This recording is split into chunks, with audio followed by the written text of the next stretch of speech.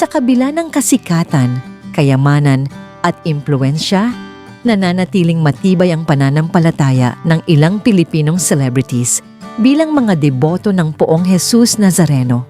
Taon-taon, tuwing ika-9 ng Enero, nakikiisa sila sa Pista ng Itim na Nazareno na ginaganap sa Minor Basilica at National Shrine of Jesus Nazareno o Quiapo Church sa Maynila. Kasama ang milyon-milyong debotong dumadalo sa makasaysayang traslasyon. Isa sa mga pinakakilalang deboto ay ang kapamilya Teleserye King na si Coco Martin. Mula pa noong 2007, aktibo na siyang nakikilahok sa traslasyon bilang pasasalamat sa mga biyayang kanyang natanggap. Ayon sa aktor, nagsimula ang kanyang panata noong panahong wala pa siyang regular na trabaho at taimtim siyang humiling ng kahit anong hanapbuhay. Mula nang mahawakan niya ang Poong Nazareno, sunod-sunod na raw ang dumating na proyekto sa kanyang buhay. Para kay Coco, ang kanyang tagumpay ay hindi dahilan upang magreklamo, kundi upang lalo pang magpasalamat.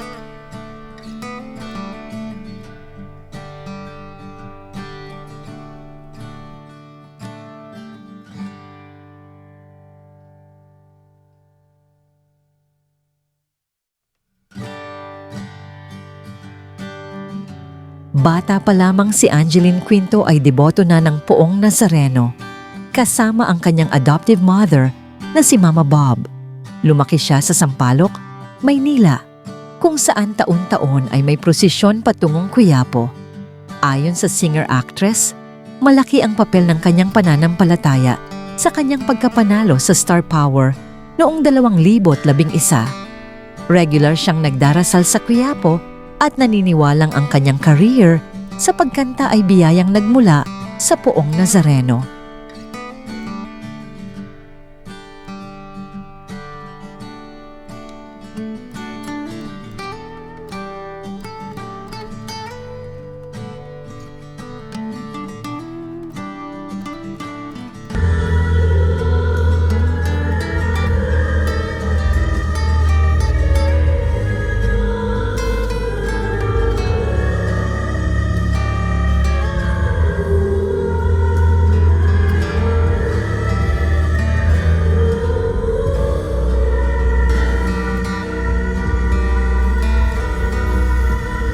Hindi rin nagpahuli ang TV host at negosyanteng si Sam Berzosa na nagsimula bilang deboto noong 2009. Lumaki rin siya sa Sampaloc, kaya malapit sa kanya ang debosyon sa Nazareno.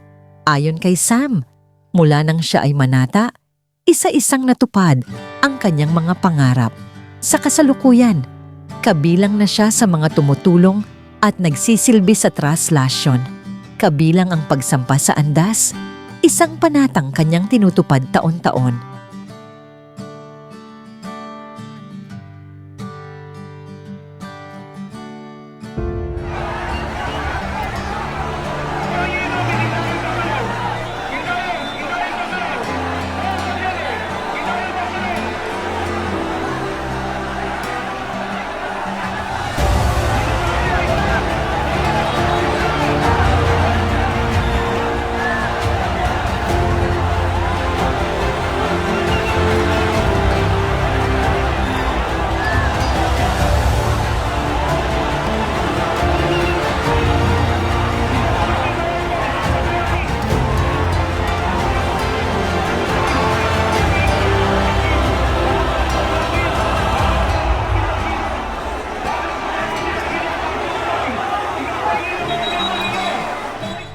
Para naman kay Macoy de Leon, ang debosyon sa Poong Nazareno ay minana pa mula sa kanyang mga lolo at matatandang kaanak. Sa kanyang muling paglahok sa prosesyon, ibinahagi niya ang labis na pasasalamat at emosyon ng muli niyang masilayan at mahawakan ang Poong Nazareno.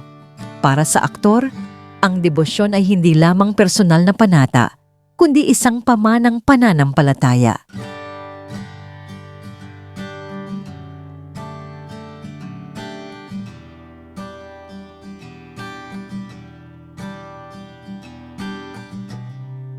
Samantala, si Giselle ay mahigit isang dekada ng deboto matapos umano siyang gumaling sa isang karamdaman noong 2009. Bagamat hindi siya sumasampa sa andas, aktibo siyang tumutulong sa mga charity project ng simbahan.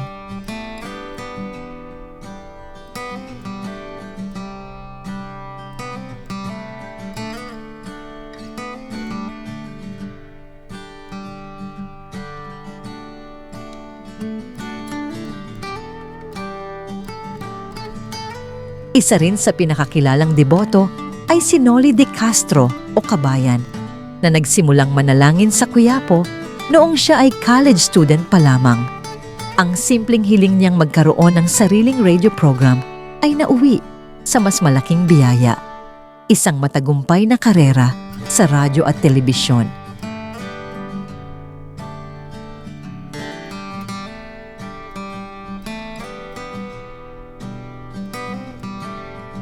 Pinapakita rin ng comedy queen na si Ai Ai de las Alas ang kanyang debosyon sa pamamagitan ng pagbisita sa iba't ibang simbahan at pagbabahagi ng mensahe ng pananampalataya sa social media. Para sa kanya, ang tunay na biyaya ay dumarating kapag buong pusong ipinagkakatiwala ang lahat sa Panginoon.